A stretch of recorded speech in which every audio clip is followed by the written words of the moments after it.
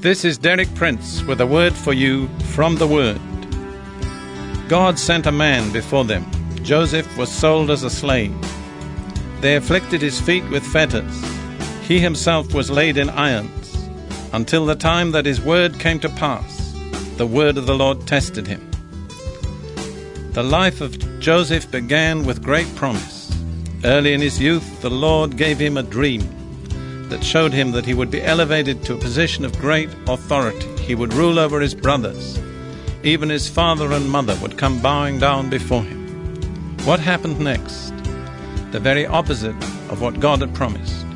His brothers betrayed him, sold him as a slave into Egypt, and because he was faithful to his Egyptian master, he eventually ended up in prison. He was in fetters. His soul was in iron.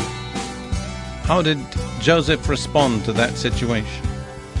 Did he say to himself, everything's gone wrong, the Lord's promise will never come true?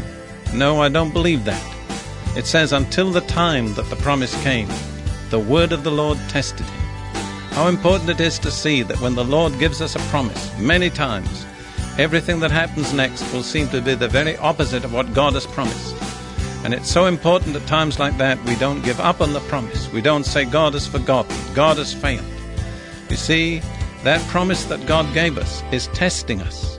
It's testing our faith and our constancy to see if we'll hold on in the darkest hour. And when we've passed the test, then like Joseph, the promise will be fulfilled.